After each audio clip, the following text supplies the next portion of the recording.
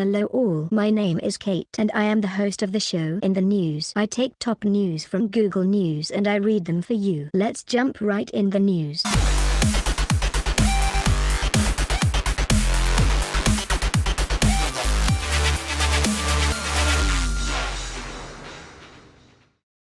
Trump launches military strike against Syria. The United States launched a military strike Thursday on a Syrian government target in response to their chemical weapons attack that killed dozens of civilians earlier in the week. On President Donald Trump's orders, U.S. warships launched 59 Tomahawk cruise missiles at a Syrian government airbase where the warplanes that carried out the chemical attacks were based. U.S. officials said the strike is the first direct military action the U.S. has taken against the regime of Syrian President Bashar al-Assad in the country's 6-year civil war and represents a substantial escalation of the U.S. military campaign in the region, which could be interpreted by the Syrian government as an act of war. Tonight, I ordered a targeted military strike on the airfield in Syria from where the chemical attack was launched, Trump said during short remarks to reporters at Mar-a-Lago, where he ordered the strike just hours earlier. It is in this vital national security of the United States to prevent and deter the spread and use of deadly chemical weapons. He added, there can be no dispute that Syria used banned chemical weapons, violated its obligations under the Chemical Weapons Convention and ignored the urging of the UN Security Council. Years of previous attempts at changing Assad's behavior have all failed and failed very dramatically.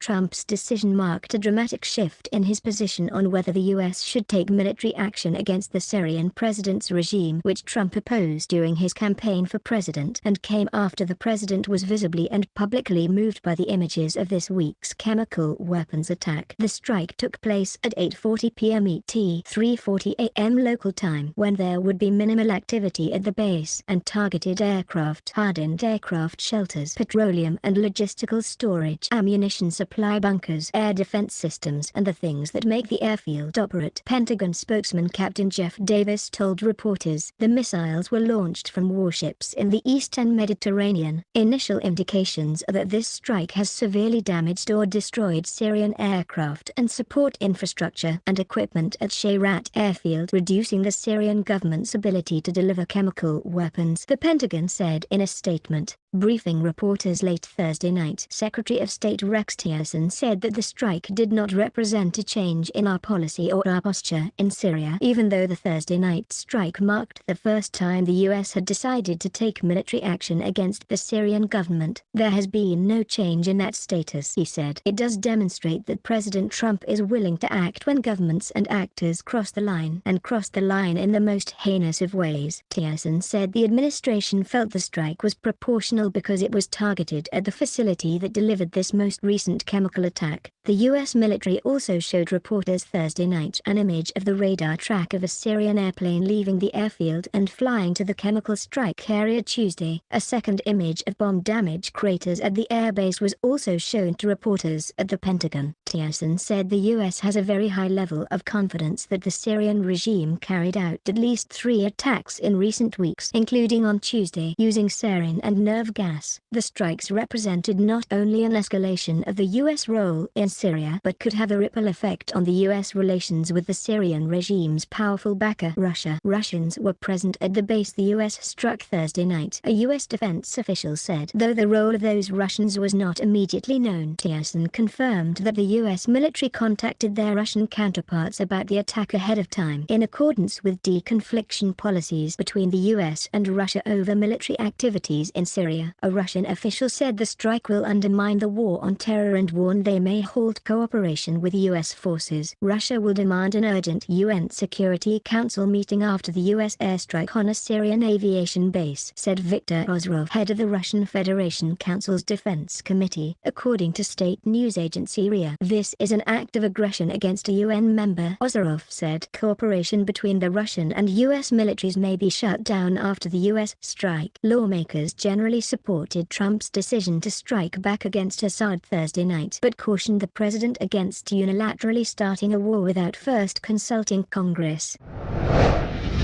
a pair of defense hawks, Senators John McCain and Lindsey Graham, who have frequently been critical of Trump, roundly praised his decision Thursday night. Acting on the orders of their commander-in-chief, they have sent an important message: the United States will no longer stand idly by as Assad, aided and abetted by Putin's Russia, slaughters innocent Syrians with chemical weapons and barrel bombs. McCain and Graham said in a joint statement that Senator Rand Paul called on Trump to consult on Congress. While we all condemn the atrocities in Syria, the United States was not attacked. Paul said the president needs congressional authorization for military action as required by the Constitution, and I call on him to come to Congress for a proper debate. The U.S. began launching airstrikes in Syria in September 2014 under President Barack Obama as part of its coalition campaign against ISIS, but has only targeted the terrorist group and not Syrian government forces. Trump met with his national security team before his dinner with Chinese President Xi Jinping in Mar-a-Lago Thursday, where he made the decision to pull the trigger on the biggest military action of his presidency. National Security Advisor H.R. McMaster said he sat through dinner with Xi as the action was underway. The decision came 2 days after he was immediately notified of the chemical attack in Syria and asked his team to determine who was responsible. After it became clear Assad was responsible, Trump asked his team to develop options and settled on one Thursday after a meeting of considerable length and far-reaching discussion. McMaster told reporters Defense Secretary James Mattis has been updating Trump about the missile strikes in Syria following his dinner with Xi. According to a U.S. official, Mattis, Tillerson and McMaster were with Trump at Mar-a-Lago at the time. Vice President Mike Pence remained in Washington, where he returned to the White House after dinner. Trump's order to strike the Syrian government targets came a day after he said the chemical attacks, whose grisly effects were broadcast worldwide, where videos captured in the immediate aftermath, crossed a lot of lines for me, and said he felt a responsibility to respond. I will tell you it's already happened that my attitude towards Syria and Assad has changed very much, Trump said. When you kill innocent children, innocent babies,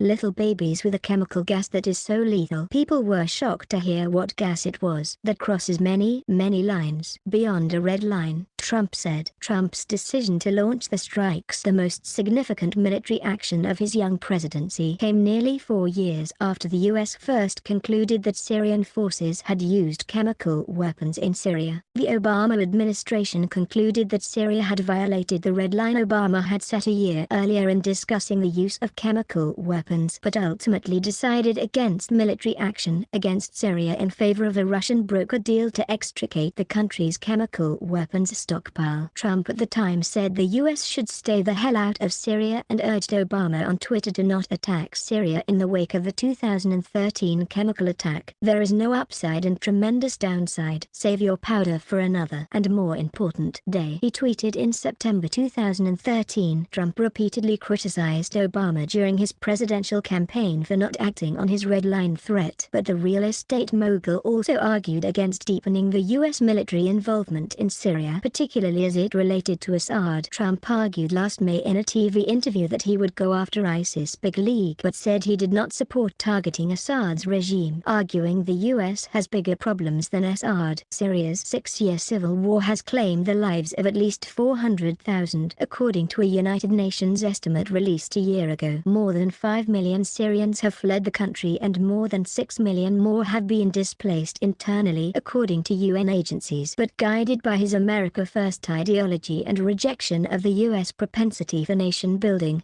Trump did not argue in favor of stepped-up U.S. intervention during his campaign for president. Instead, he signaled the opposite. He argued that the U.S. should remain laser-focused on defeating ISIS and vowed to try and partner with Russia, which has heartily backed Assad's regime, in order to defeat ISIS and bring the conflict to an end. Those views appeared steeped in his long-standing criticism of the Iraq War, which he called a stupid decision, lamenting the billions of dollars funneled toward that war effort instead of on domestic programs like infrastructure spending. While Trump rejected the isolationist label some placed on him during the campaign, he made clear that his preference was for limiting the U.S. footprint around the world and refocusing U.S. foreign policy around core national security interests. Thanks for watching.